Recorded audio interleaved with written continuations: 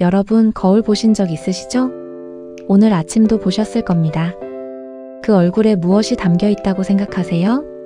단순히 나이의 흔적일까요? 아니면 그보다 더 깊은 무언가가 있을까요? 오늘은 얼굴이라는 흥미로운 주제를 통해 인생의 깊이를 함께 탐구해 보겠습니다. 얼굴은 단순한 외모가 아닙니다. 그건 우리가 살아온 방식, 생각해온 방식, 사랑해온 방식의 결과물이거든요. 편안하게 앉으셔서 마치 오랜 친구와 차 한잔 마시며 이야기하듯 함께 해주세요. 중간에 여러분의 경험도 떠올려 보시고 댓글로도 나눠주시면 더욱 좋겠습니다. 에이브러햄 링컨이 이런 말을 했습니다. 40살이 넘으면 자기 얼굴에 책임을 져야 한다. 이 말이 처음엔 무슨 뜻인지 몰랐어요. 얼굴은 타고나는 거 아닌가? 하지만 나이를 먹을수록 이 말의 깊이를 느끼게 됩니다. 어린 시절 얼굴은 부모님이 주신 선물이에요. 하지만 40년, 50년을 살다 보면 그 얼굴에는 우리가 어떻게 살았는지가 새겨지게 됩니다. 웃으며 살았는지, 화내며 살았는지, 남을 위해 살았는지, 자신만 위해 살았는지. 링컨 자신도 못생겼다는 말을 많이 들었대요. 하지만 대통령이 된 후의 사진을 보면 국민을 걱정하는 깊은 눈빛과 따뜻한 미소가 그 어떤 미남보다 아름답게 느껴집니다. 제가 어렸을 때 동네에 김씨 할아버지가 계셨어요. 평생 막노동을 하시면서 정말 힘들게 사셨는데 신기하게도 늘 웃는 얼굴이셨어요. 할아버지 얼굴에는 깊은 주름이 많았어요. 하지만 그 주름들이 모두 웃는 방향으로 패여 있었죠. 눈가의 주름, 입꼬리의 주름, 이마의 주름까지도 모두 따뜻했어요. 동네 사람들이 그 할아버지만 보면 마음이 편해진다고 했어요. 특별히 하시는 말씀이 있는 건 아니었는데 그 얼굴 자체가 위로가 되었던 거죠. 아, 이런 게 링컨이 말한 얼굴에 대한 책임이구나 싶었어요. 할아버지는 힘든 상황에서도 늘 긍정적으로 남을 배려하며 사셨고 그게 얼굴에 그대로 새겨진 거였어요. 예전부터 사람들은 얼굴로 성격을 판단하려 했어요. 관상학이라는 게 있죠. 물론 미신적인 부분도 있지만 어느 정도 일리가 있는 말이기도 해요. 현대 심리학에서도 마이크로 익스프레션이라는 걸 연구해요. 0.2초 정도의 아주 짧은 순간에 나타나는 진짜 감정의 표현인데 이건 의식적으로 숨기기 어렵다고 해요. 또 흥미로운 연구가 있어요. 웃는 습관이 있는 사람들은 실제로 뇌에서 엔돌핀이 더 많이 분비된다고 해요. 그러니까 웃는 얼굴을 만들면 정말로 기분이 좋아지는 거예요. 반대로 늘 찡그리고 불평하는 얼굴을 만들면 뇌도 그에 맞춰서 부정적인 화학물질을 더 많이 분비한다고 해요. 결국 얼굴 표정이 성격을 만드는 것도 맞는 말이에요. 잠깐 여러분께 질문 드릴게요. 여러분은 어떤 얼굴을 가진 사람과 오래 이야기하고 싶으신가요? 편안한 얼굴, 밝은 얼굴, 인상 좋은 얼굴. 맞죠? 반대로 늘 찡그리고 불만 많고 화난 표정의 사람과는 오래 있기 힘들어요. 이건 단순히 외모의 문제가 아니에요. 그 사람이 어떤 마음으로 살아왔는지가 얼굴에 누적되는 거거든요. 댓글로도 여러분의 경험을 나눠주세요. 이런 얼굴에 사람이 기억에 남는다. 이런 표정을 보면 마음이 편해진다 같은 이야기들 말이에요. 우리 모두는 누군가에게 기억되는 얼굴이에요. 좋은 기억으로 남을지 불편한 기억으로 남을지는 우리의 선택에 달려있는 거죠. 젊을 때의 아름다움과 나이 든 후의 아름다움은 질이 달라요. 젊을 때는 부드러운 피부, 탄력 있는 몸매가 아름다움의 기준이었다면 나이가 들면서는 다른 종류의 아름다움이 생겨나요. 지혜로운 눈빛, 따뜻한 미소, 품격 있는 태도. 이런 것들은 나이가 들어야만 가질 수 있는 아름다움이에요. 프랑스에는 이런 속담이 있어요. 여성은 40세에 가장 아름답다. 왜일까요? 그때쯤 되면 인생의 경험이 쌓이면서 진짜 자신만의 매력을 발견하게 되거든요. 우리나라에서도 나이든 미인이라는 말이 있죠. 이건 단순히 늙어도 예쁘다는 뜻이 아니라 나이가 들면서 생기는 특별한 품격을 말하는 거예요. 얼굴도 근육이에요. 사용하지 않으면 처집니다. 하지만 여기서 말하는 얼굴 운동은 단순히 미용 목적이 아니에요. 웃는 연습을 해보세요. 거울 앞에 서서 진짜로 기분 좋은 일을 생각하며 웃어보는 거예요. 처음에는 어색하지만 계속 하다 보면 웃는 근육이 발달해서 평소에도 자연스럽게 입꼬리가 올라가게 됩니다. 그리고 눈빛도 중요해요. 누군가와 대화할 때 진심으로 그 사람에게 관심을 갖고 바라보세요. 그러면 눈빛이 달라져요. 차갑고 무관심한 눈빛이 아니라 따뜻하고 살아있는 눈빛이 되는 거죠. 결국 얼굴은 마음의 거울이에요. 마음을 바꾸면 얼굴도 바뀌고 얼굴을 바꾸면 마음도 바뀌어요. 얼마 전 시장에 갔다가 정말 대조적인 두 노부부를 만났어요. 첫 번째 할머니는 물건을 사면서 늘 고맙습니다 라고 인사하세요. 가격을 물어도 얼마예요? 가 아니라 얼마나 하나요? 하고 정중하게 묻더라고요. 장사하는 분들도 그 할머니만 보면 웃으면서 할머니 이것도 드릴까? 하고 서비스를 더 주시더라고요. 두 번째 할머니는 뭘 봐도 아이고 비싼 애만 반복하세요. 요즘 세상에 이게 무슨 값이야. 옛날에는 이것도 안 했는데. 장사하시는 분들 표정이 점점 굳어지더라고요. 똑같은 물건을 사는 건데 태도 하나로 받는 대우가 완전히 달랐어요. 더 놀라운 건 첫 번째 할머니는 실제로 더 싼 가격에 더 좋은 서비스를 받고 계시더라는 거예요. 말투는 그 사람의 인격을 보여주는 창이에요. 같은 내용이라도 어떻게 말하느냐에 따라 전혀 다른 메시지가 전달되거든요. 예를 들어 밥 먹었어요? 라는 말도 관심과 사랑으로 하는 말과 의무감으로 하는 말이 달라요. 듣는 사람도 금세 그 차이를 느끼죠. 언어학에서 연구한 바로는 말의 억양이 감정 전달에 차지하는 비율이 30% 이상이라고 해요. 내용보다 어조가 더 중요할 때가 많다는 거죠. 특히 가족 간에는 이게 더 중요해요. 아무리 좋은 말이라도 귀찮은 듯이 하면 상처가 되고 평범한 말이라도 진심으로 하면 큰 위로가 돼요. 심리학자들이 흥미로운 실험을 했어요. 똑같은 문장을 두 가지 방식으로 녹음한 거예요. 하나는 따뜻하고 관심 있는 어조로, 다른 하나는 차갑고 무관심한 어조로요.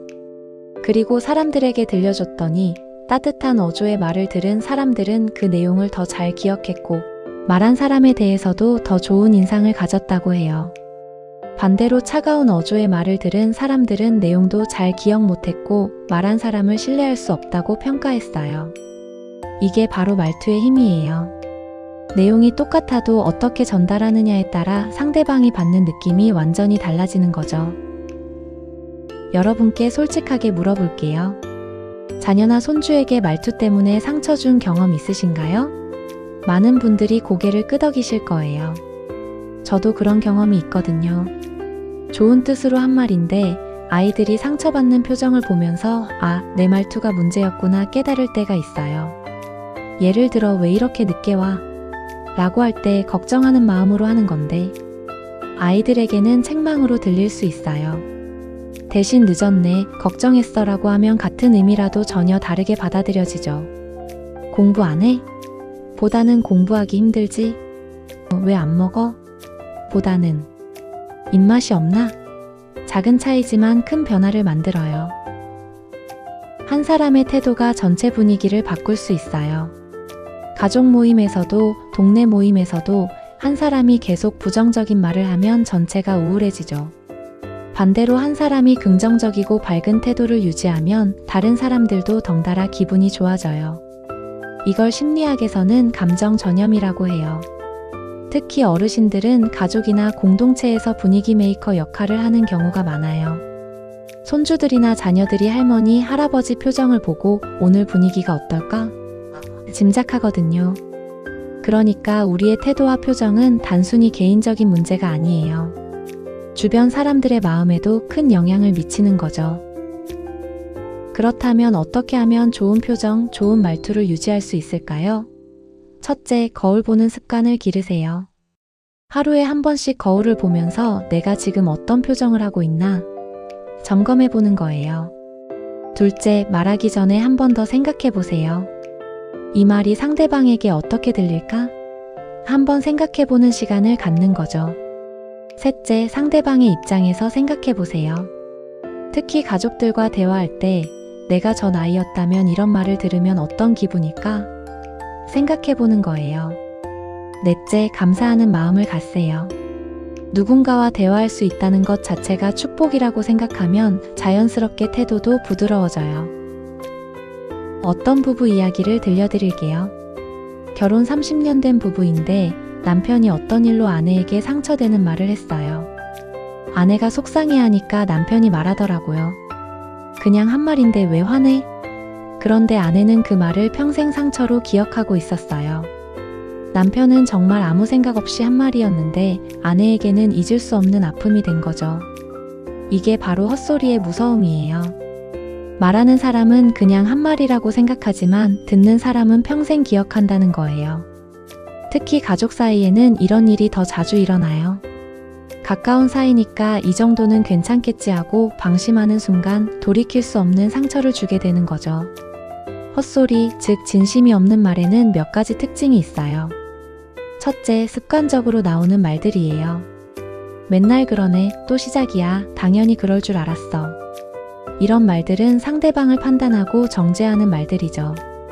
둘째, 감정적으로 화가 났을 때 튀어나오는 말들이에요. 너 때문에 내 인생이 망했다. 애초에 결혼을 잘못했어. 이런 말들은 그 순간의 화를 표현하는 것뿐이지만 듣는 사람에게는 평생의 상처가 돼요. 셋째, 다른 사람과 비교하는 말들이에요.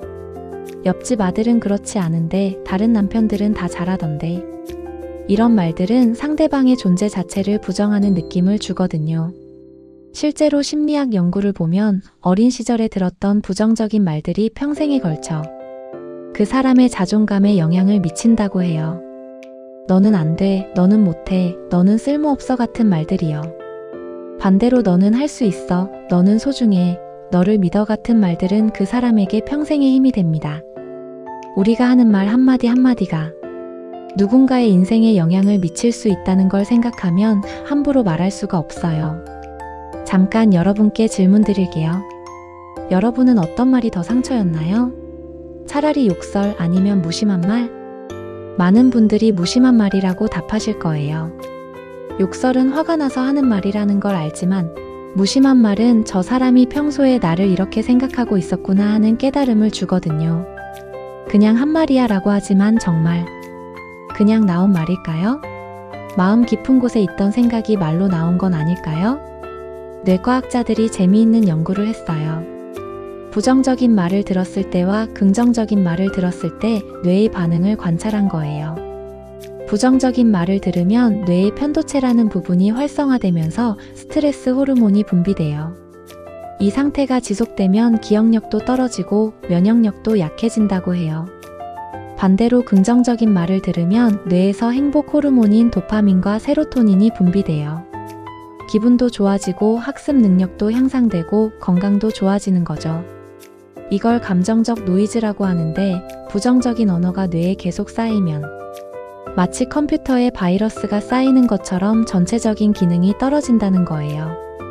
그러니까 좋은 말을 하는 건 단순히 예의 바른 행동이 아니라 상대방의 건강을 위한 치료 행위라고 할 수 있어요. 그렇다면 어떻게 하면 진심이 담긴 말을 할 수 있을까요? 첫째, 상대방을 정말로 사랑하고 있다는 마음을 먼저 확인하세요.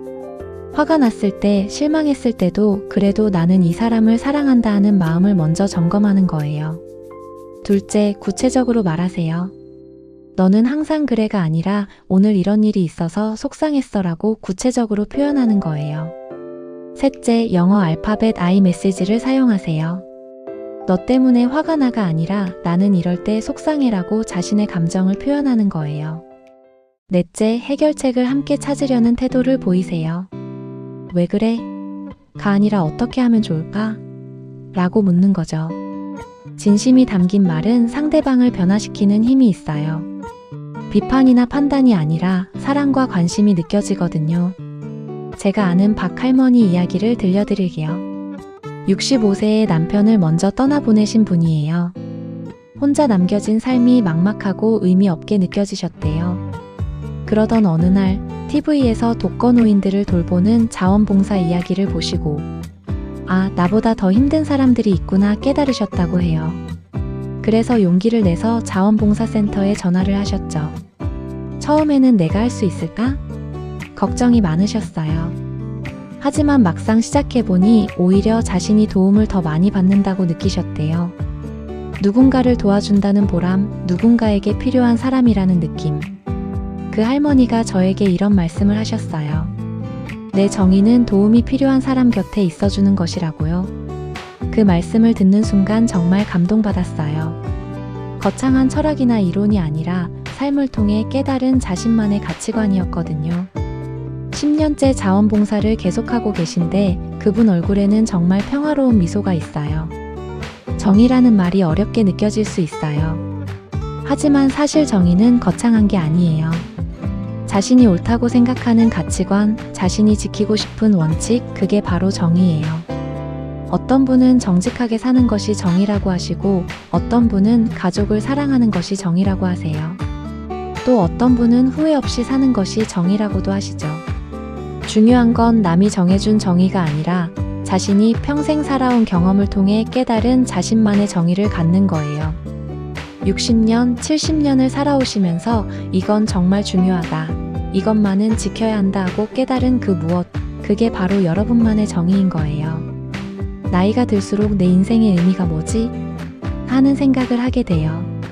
젊을 때는 성공, 돈, 명예가 중요했다면 나이가 들면서는 다른 가치들이 중요해져요. 건강, 가족, 인간관계, 마음의 평화. 이런 것들이 진짜 소중하다는 걸 깨닫게 되죠. 그리고 나는 후손들에게 무엇을 남겨줄 수 있을까? 하는 생각도 하게 돼요. 재산도 좋지만 그보다 더 소중한 건 살아온 지혜, 인생의 교훈, 사랑하는 마음 같은 것들이죠. 이런 것들을 정리하고 전해주는 게 인생 후반기에 중요한 과제가 아닐까 싶어요. 잠깐 시간을 내서 생각해 보세요. 여러분의 정의는 무엇인가요? 종이에 적어보시거나 마음속으로라도 생각해 보세요. 내가 평생 지켜온 원칙은 뭐지? 내가 가장 소중하게 여기는 가치는 뭐지? 내가 후손들에게 꼭 전해주고 싶은 건 뭐지? 이런 질문들에 대한 답이 바로 여러분만의 철학이에요. 그리고 그 철학이 여러분의 얼굴에, 말투에, 행동에 스며들어서 다른 사람들에게 전해지는 거죠. 댓글로도 나눠주시면 좋겠어요. 내 정의는 이거다. 내가 지키고 싶은 원칙은 이거다. 서로 나누다 보면 더 깊은 깨달음이 있을 거예요. 이 순간이 바로 자기 철학을 세우는 시작입니다. 지금까지 무의식적으로 살아왔던 가치관들을 의식적으로 정리하는 소중한 시간이에요. 어떤 모임에든 이런 사람이 한 명씩 있어요.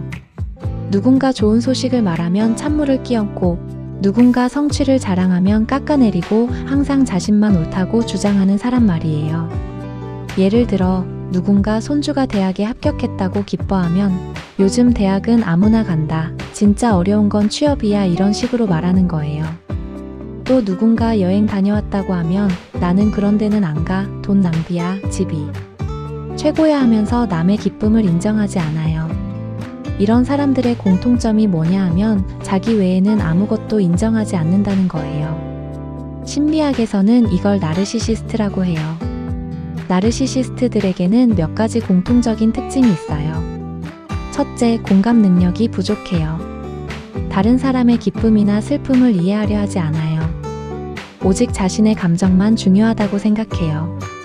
둘째, 비판을 받아들이지 못해요. 조금이라도 자신을 지적하면 극도로 화를 내거나 상대방을 공격해요. 셋째, 책임을 지지 않아요. 뭔가 잘못되면 항상 남 탓이에요. 저 사람 때문에 다 망쳤다. 내가 아니었으면 더 잘했을 텐데. 넷째, 과도한 관심을 받으려고 해요. 모든 대화의 중심이 자신이어야 하고 다른 사람이 주목받으면 질투해요.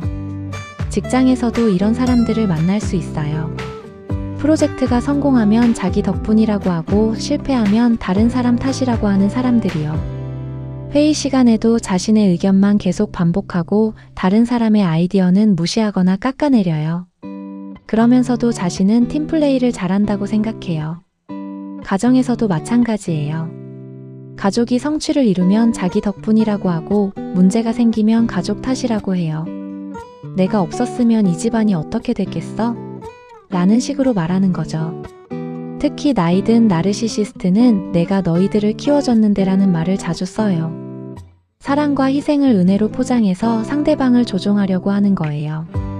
그렇다면 이런 사람들과 어떻게 관계를 맺어야 할까요? 첫째, 독대하지 말 것. 나르시시스트는 10일 상황에서 더 공격적이 돼요. 가능한 한 다른 사람이 있는 자리에서 만나세요.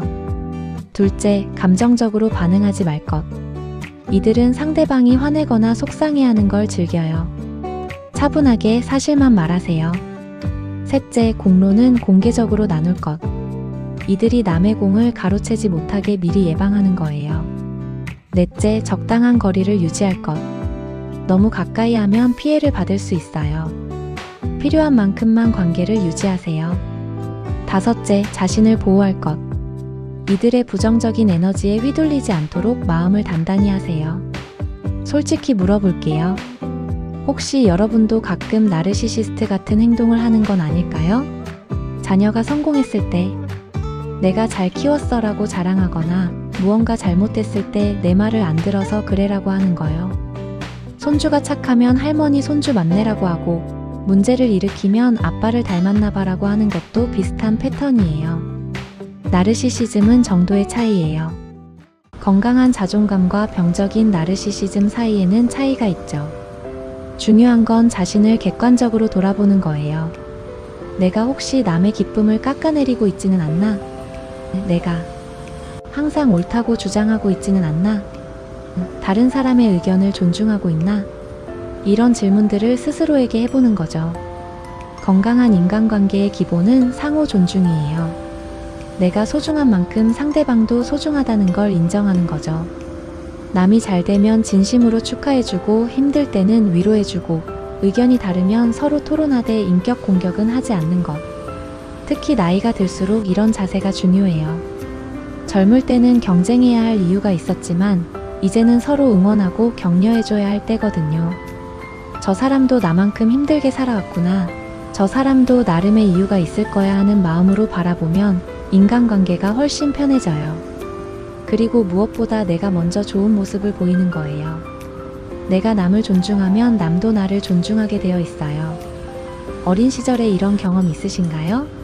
아이가 시험을 잘 봤는데 정작 아이보다 부모가 더 기뻐하는 경우 말이에요. 우리 아들이 1등 했어. 우리 딸이 상을 받았어. 하면서 온 동네에 자랑하는 부모. 물론 기쁘고 자랑스러운 마음은 이해해요. 하지만 문제는 아이의 감정이 무시될 때예요. 아이가 엄마 나 시험 잘 봤어 하면 어머 정말? 할머니한테 전화드려야겠다. 아빠한테도 빨리 알려야겠다 하면서 아이의 기쁨을 가로채버리는 거예요. 그러면 아이는 묘한 기분을 느껴요. 내 기쁨은 내 것이 아니구나. 내 성과는 부모님 것이구나 하는 생각을 하게 되는 거죠. 감정의 주인은 그 감정을 느끼는 사람이어야 해요. 내가 기쁘면 내가 기뻐하고 내가 슬프면 내가 슬퍼해야 하는 거죠. 하지만 많은 경우에 우리는 다른 사람의 감정을 대신 느끼거나 다른 사람이 우리 감정을 대신 느끼게 해요. 예를 들어 자녀가 우울해하면 부모도 우울해지고 부모가 화나면 자녀도 위축되는 식으로요. 이런 걸 감정적 융합이라고 해요. 물론 가족이니까 서로의 감정에 영향을 받는 건 자연스러워요. 하지만 너무 과도하면 자신의 감정을 잃어버리게 돼요. 나는 지금 어떤 기분인가? 이 감정은 정말 내 것인가? 이런 질문을 스스로에게 해보는 게 중요해요. 부모든 조부모든 아이의 감정을 존중해주는 게 중요해요. 아이가 기뻐하면 네가 기쁘구나 하고 인정해주고 아이가 슬퍼하면 힘들구나 하고 공감해주는 거예요. 넌 왜 그런 걸로 기뻐해? 그 정도로 우울해할 건 아니잖아? 이런 식으로 아이의 감정을 판단하거나 무시하면 안 돼요. 대신 네가 그렇게 느끼는구나. 내 마음을 이해하고 받아들여주는 거죠. 그리고 무엇보다 어른 자신의 감정을 아이에게 떠넘기면 안 돼요. 어른이 스트레스 받는다고 아이에게 화내거나 어른이 우울하다고 아이를 우울하게 만들면 안 되는 거예요. 여러분도 남을 위해 억지로 기뻐한 적 있나요? 남편이 승진했는데 정작 본인은 이제 더 바빠지겠구나 걱정인데 억지로 기뻐한 척 했거나 자식이 결혼한다고 하는데 상대방이 마음에 안 드는데 기쁜 척 했거나 이런 경험들이 쌓이면 자신의 진짜 감정을 모르게 돼요. 내가 지금 진짜로 어떤 기분인지 모르겠어 하는 상태가 되는 거죠. 물론 사회생활하면서 어느 정도는 감정을 조절해야 해요. 하지만 너무 자주, 너무 오래 억지로 하면 감정적으로 메말라 버려요. 그렇다면 어떻게 하면 자신의 감정을 되찾을 수 있을까요? 첫째, 하루에 한 번씩 나는 지금 어떤 기분인가? 스스로에게 물어보세요.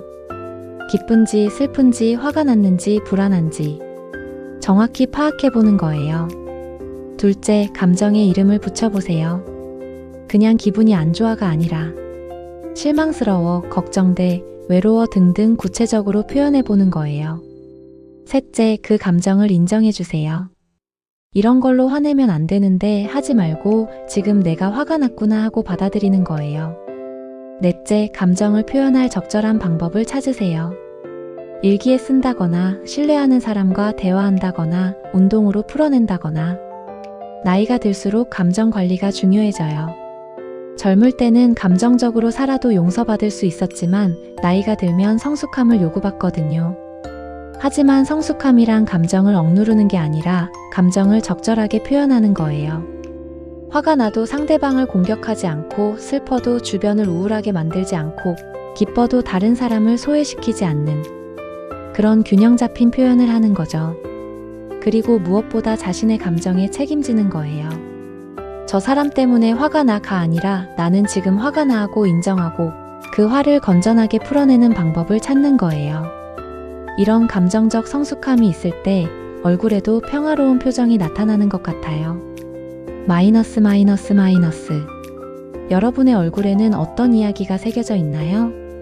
눈가의 주름은 웃으며 살았던 증거일까요? 걱정하며 살았던 증거일까요?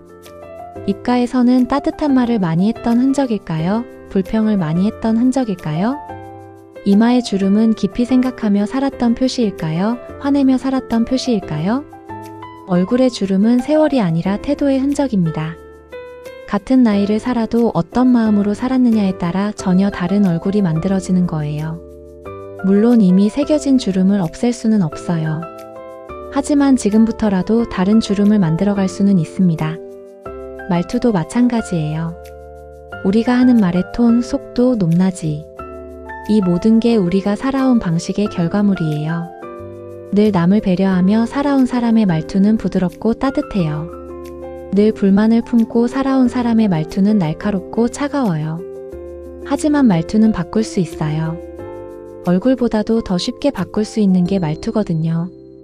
오늘부터라도 의식적으로 부드럽게, 따뜻하게 상대방을 배려하며 말해보세요. 처음에는 어색하겠지만 계속 하다 보면 자연스러워지고 그 말투가 여러분의 마음도 바꿔줄 거예요. 감정은 우리가 살아있다는 증거예요. 기쁨, 슬픔, 화, 사랑. 이 모든 감정들이 우리를 인간답게 만들어주는 소중한 것들이에요. 하지만 현대사회는 감정을 숨기라고, 억누르라고 가르쳐요. 특히 나이 든 사람은 감정적으로 행동하면 안 된다고 하죠. 물론 감정을 조절하는 건 중요해요. 하지만 감정 자체를 부정하거나 무시해서는 안 돼요. 여러분의 감정은 여러분만의 것입니다. 다른 사람이 대신 느껴줄 수도 없고 다른 사람에게 맡겨버릴 수도 없어요. 여러분이 직접 느끼고 여러분이 책임져야 하는 소중한 보물이에요. 마지막으로 감동적인 이야기 하나 들려드릴게요. 한 손주가 할머니에게 이런 말을 했습니다. 할머니 얼굴은 주름이 아니라 길이에요. 나랑 같이 걸어온 길. 정말 아름다운 표현이죠? 할머니의 주름 하나하나가 손주와 함께한 시간의 흔적이라는 뜻이에요. 여러분의 얼굴도 마찬가지예요. 그 얼굴에는 가족과 함께한 시간, 친구들과 나눈 웃음, 힘든 시절을 견뎌낸 의지, 사랑하는 사람들을 위해 했던 걱정과 기도가 모두 새겨져 있어요. 그러니까 여러분의 얼굴을 부끄러워하지 마세요. 자랑스러워하세요. 그 얼굴은 여러분이 열심히 살아온 증거니까요. 그리고 앞으로도 좋은 얼굴을 만들어 가세요. 웃는 얼굴, 사랑하는 얼굴, 따뜻한 얼굴. 그런 얼굴을 만들어서 주변 사람들에게 선물하세요. 여러분 모두 아름다운 얼굴, 아름다운 마음으로 살아가시길 바랍니다.